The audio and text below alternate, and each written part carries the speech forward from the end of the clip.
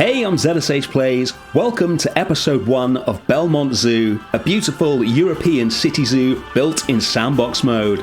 The staff are in, we're researching our first animal, the drones are in position, it's time to start building. Let's go. We're going to start building with a gorgeous habitat for the African penguin, and it's going to be based on probably the most beautiful penguin habitat I've ever seen at Tiergarten Schönbrunn in Vienna. And while we start building that, I'll tell you all about the plans for this new zoo. The first thing to say is that, yes, you heard me right in the intro, this is a sandbox zoo. If you follow our channel, then you will know that franchise is my favourite mode to play in. But after San Bernardino Zoo and Tecton Zoo before it, I feel like we've taken building realistic zoos in franchise mode about as far as we can go. So I want to take it to the next level and make something even more realistic. Building in sandbox mode is going to enable us to do loads of things that we can't do in franchise mode, mainly to do with the sizes of the habitat, but also to do with animal behaviours. There are so many tricks that we can use to make sure animals in the game actually behave like the animals would do in real life that don't work in franchise mode, because most of them involve removing lots of the traversable area for the animals to get them to behave in a certain way. So I'm really excited to get building in sandbox mode and make something hopefully even better than we've made before. The second thing to talk about is the zoo itself. So as you'll have seen from the intro, this is going to be a classic European city zoo, probably built in around 1850, something like that, but currently in the middle of a master plan to bring the entire zoo up to modern standards and create one of the greatest zoos in the entire world. That's the plan. It is going to be heavily based on the great city zoos of Europe: Vienna, Leipzig, London, Paris, Berlin. There are so many of them. I've been lucky enough to go to quite a few of them, and I'm going to be taking a lot of inspiration from all the zoos that I've seen around Europe. You might even get a little bit of influence from some of the great American city zoos as well. And of course, there'll be some completely original habitats that we designed ourselves as well. I've already created the city that the zoo sits in. It is the fictional city of Bellemont, which sits somewhere in the middle of Europe, around where France, Austria, etc. all come together. The zoo really should be called Zoo Bellemont rather than Bellemont Zoo, but I always get confused when the word zoo comes first in the name because we don't do it like that in England. So I'm going to refer to it as Bellemont Zoo as if it was in England or America or somewhere like that. But that is where we are, right on the edge of the city's historic centre next to a big park. The city that you can see is pretty low detail at the moment. I just want it there as a backdrop, but I'll be doing more work on the city as the series progresses, and I'll show you the updates. I've already got a lot more detail in than you saw in the intro, so we'll take a look at that next week. The buildings are right around the entrance are based on those at Zoo Leipzig, and then a lot of the others are from the workshop, because I figured you guys wouldn't want 5 episodes in a row of me building houses and shops. I wanted to get straight in with a habitat, as is traditional on the channel. And speaking of habitats, let's talk about the one we're building. So there's a couple of penguin habitats at Tiergarten Schönbrunn. There's an indoor one called the Polarium, which is for king penguins and rockhopper penguins. And then there is a gorgeous outdoor one for Humboldt penguins, and that's what we're going to be building and using the African penguins instead. They are practically identical, and they're also pretty hardy. The waters around the coast of South Africa are a lot colder than you would think they are, and African penguins will be pretty happy outside in Europe, especially a nice warm part of Europe like this. Though they will have the indoor part that we started building right at the start of the episode as well. Now in Vienna, the habitat is built into the side of a hill, so it goes up on multiple levels, almost like a mini mountain. It's so beautiful. We're not going to have a giant hill right in the middle of the zoo, so we're going to be building a version of it that's more appropriate for a centerpiece of the zoo. This is one of the first habitats that people will come to, depending on where they go from the entrance plaza, and we'll be building the entrance next week. So I want to get all the beauty and most of the height into it, whilst still keeping the main part of the habitat on the ground. So we're going to do that by building the back of the habitat into the penguins' indoor quarters. Because the habitat's going to be on 3 levels, water, land, and then the raised part, I want a nice smooth path to take the guests up to the raised part of it. So we're using the transport trick to do that, just placing the rails for the Jeep to go on and letting that build us some nice smooth terrain. And then we'll get that looking exactly the way that we want, so we can then run paths up it, and we get these nice smooth paths without the crazy slopes that the game wants us to build. So now we can lay some paths along here. This is going to take guests from being able to see the penguins in the water, to seeing them on ground level, to seeing them on the raised part. This is also where the keeper access is going to be. And then we need to dig down and get some water in here. So we'll put some glass around this hole that we've just made, and this is what's going to hold the water in. So the side of it that we're building here will be visible to the guests, and then the rest of it is going to be covered up with rocks, and that will just make sure that the water is in the part of the habitat that we want it. Remember, when you're building curved glass, you can hold down Z, and that lets you adjust the curve as you build it. And then we'll run a bit of the glass along the side as well to provide the rest of the habitat barrier. The penguins will be kept in, aside from that, just using rocks. Just a couple more bits of glass to put in, one here, and then we'll join it up with this one here, and then we can put the water in. So we'll get the water in here, and we want to make sure that it's exactly the right height for the guests. You can see there's two levels it will go in at. One of them is way too high, it's almost up to the guest's head, and one of them is way too low, you'll barely be able to see underwater. So what we need to do is sink the paths down, so that when the guests are stood here, the lower water level will be at the correct height and they'll be able to get a good view. So we'll put the water back in, and now it's at exactly the right height for the guests. Always use the angry vendor or the angry archer to do stuff like this, so you can make sure things are at the right height and size. And now we can go back to the glass and drop it down so that it can't be seen behind the water. We'll get it to exactly the water level, and later on we'll cover all of this up with rocks. Now it's time to start working on the terrain and getting this habitat to look as gorgeous as it should. So we're going to start putting the levels in, and then we're going to start putting the rocks in to cover up all the glass so that the land joins smoothly onto the water. The way we're going to do the rocks is to take just this one rock, a nice flat one, make sure random rotation is turned on, and then we can start placing these around the edge of the glass, and it will get a nice random look to it. Some of them have to be a little higher than others to cover up the poles at the top of the glass, but we'll just take this round the edge of the glass here, and then once we've got one row of it in, we'll start creating rows above and below it, just with slight variations on it, so that the land is going to graduate to the rocks really nicely.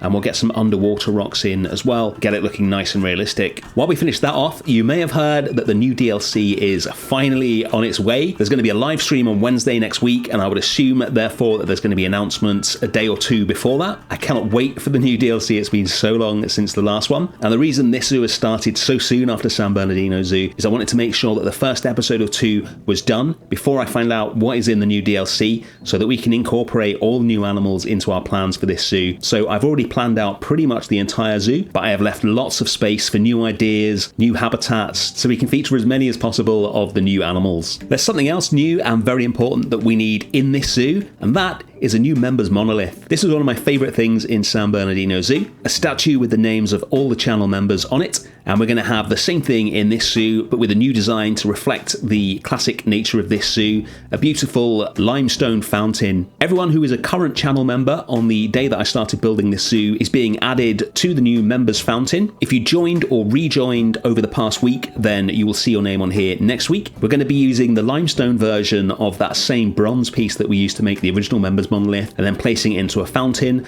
I'm building it in the middle of the city here, and it will be moved into pride of place in the zoo's entrance next week once the entrance has been built. It's a really simple build, but when you take this limestone piece, copy it 4 times and position it in just the right place, you get this gorgeous beveled slab of limestone that looks really good.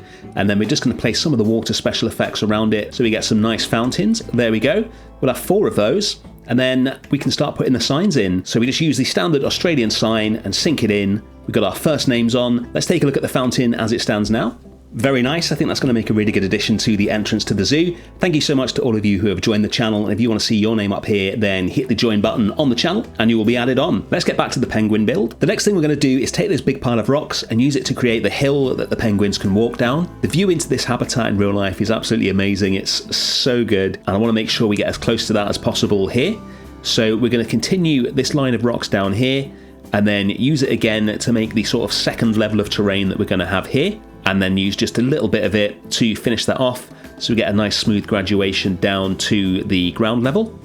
And then we can start lifting the terrain up so we can get some grass in here. So we'll do that roughly with the terrain tool and then smooth it out with the smooth tool, surprisingly enough. And then we're going to put a little island into the water. This is another thing in the real habitat. It's just a tiny little rock that the penguins can climb onto, and were doing when I was there. We just need a couple of these rocks, so we'll get rid of the rest. We'll get it really low down in the water. You can see all the green rocks that we've put in as well. That just helps the graphics and makes it look more like everything's underwater if you colour the rocks green. And then we can start putting the foliage in. This was one of my favourite parts of the build. After over 18 months of building in a zoo set in Southern California, we are finally in Europe and we can get lush green grass everywhere. The real habitat is absolutely covered in it. It is so green, it looks so good, and we're going to do exactly that here. So we're going to use the buffalo grass and just completely cover all the terrain with that, making sure to sink it in slightly.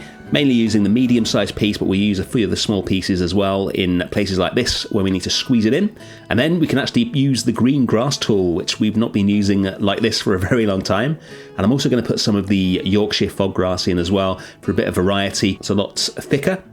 And then we can put some bramble bushes and various other plants in as well, just start to make this look really lush. One of the other good things about being in sandbox mode is we no longer need to care at all about the animals' plant requirements. I've never agreed with them in franchise mode, as I've said many times. Animals have no idea what country the plants that is in their habitat comes from. As long as you've got the general rough amount of cover, they're going to be absolutely fine with most plants. So now we can really go to town and make this look as gorgeous as we want it to without being restricted. Any plants that look like they belong in the habitat, regardless of their geographical origin, can now be placed in. We're going to sink a lot of the fig trees in. These work absolutely amazing as sort of climbing or creeping plants over those rocks. Use those a few times in San Bernardino Zoo, but we'll be using them a lot more here. And then it's time to build us a nice fence to keep the guests out of the habitat. This little fence might not look important, but it is, because we're going to be using this numerous times throughout the zoo whenever we need a generic fence to keep the guests away from the animals. It's going to be a mixture of metal and glass. I've started using the painted metal poles, but I don't really like them because of the fact that they're painted, so I'm going to replace those in a second with some better, slightly thinner, plain metal poles that I found. They're going to work a lot better for this. But we want something nice and generic where we can have the glass in it like this, or we can remove the glass if we want, and build us a fence that will be able to be used all over the zoo where it's required, which will save us loads of time building in future. There's the new metal poles, and that's the fence done. Let's move it into position. And check out that frame rate. Wow, I've forgotten what 60 FPS looks like. It is so good. This zoo is actually going to be quite a bit smaller than San Bernardino Zoo because it is a city zoo rather than one in the hills of Southern California, quite near a city. So I'm hoping that we're going to be able to get the whole thing completed and still get a nice frame rate at the end of it, which is going to be a lot of fun. And now it's on to detailing. So you can see the gap between the path and the habitat here. We're going to use some of these small concrete pieces to fill that in. We need to sink them right down into the path so they're just like 1 pixel above the path. And once we get that right, we're going to copy them and then rotate them so they follow the line of the path, and just keep placing them down until we get to the end of where the path meets the habitat, and that's going to get us a really smooth look. One of those annoying jobs that is really, really worth doing. And then we're going to add something which I didn't notice when I was actually at the habitat, but I noticed it when I was watching my reference videos back, which is that there's actually little burrows for the penguins everywhere. So I don't know how they work exactly in the real habitat, but in this one, this is going to be how they get into the implied indoor holding area. So we're going to use one of the actual burrows. Unfortunately, they're not flexicolor, which is annoying. So we're going to have to cover them up with a load of the smallest faux rocks.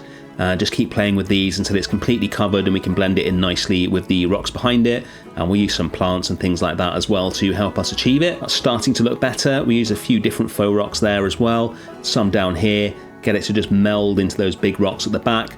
And then make sure we've got a bit of a muddy path going into it as you'd have in real life. And then we're going to move on and do the indoor area. This is going to be an implied area, so we're going to build the walls and the entrance and the roof, but not the actual inside of it. Another advantage of being in sandbox mode is that the penguins don't require any hard shelter in the game. As long as it looks like they've got hard shelter, we're going to be absolutely fine. And you can't go in here IRL anyway, so there's no need to actually build the inside. What we're going to do is use it to hide the keeper hut and staff room so that we've always got staff to attend to this habitat without having to build loads of outbuildings that you wouldn't normally see in a zoo anyway. The last thing that we need to do is turn this into a functioning habitat. The way that we're going to do that is to use null barriers to surround the habitat that we've built, and just join them up to the glass that we've already got in there, and make sure that the glass that's just holding the watering is set to not be a habitat perimeter. And that way we will have one complete habitat all around the actual habitat. And then we just need a keeper gate. So I'm using one of the small keeper gates here, and we're going to cover it up with some more faux rocks to join it in nicely with the pile of rocks next to it. And we have ourselves a functioning habitat. There's just one more thing to do. One final bit of detailing around the top of the path where the keepers access the habitat, and we're ready to get the penguins in. And here we go, Bellemont Zoo's first animal. Our keeper is running through the zoo's accommodation area and car park just outside the entrance, and here is our African penguin. I already love how lush this habitat looks. It is just stuck in the middle of nowhere at the moment, obviously, because we haven't built anything else. But I think it's really effective, and the penguins look so cute swimming about in here. This one's just swimming out to the island that we built. There's some frozen fish on here to encourage them to do that. And this is the hill that we built. I love the view from down where the guests are up to the top of the hill with all the penguins in it. I think we've got 8 penguins in here at the moment. I haven't turned off breeding or anything like that. In terms of settings, the only things I've turned off is the space requirements and the power options, so we will be able to have baby penguins in here. They have a massive group of the Humboldt penguins at Tiergarten Schönbrunn. I intend to have that many in this zoo as well. Be great once it's absolutely stacked full of these little guys. Let's check out where we started building today. We've got a lot of space to fill. This is where we are now with our first little habitat. Don't forget to hit the like button if you enjoyed this video. Subscribe if you haven't already. I will see you again next week for episode 2 of Bellemont Zoo. Thanks for watching. Bye.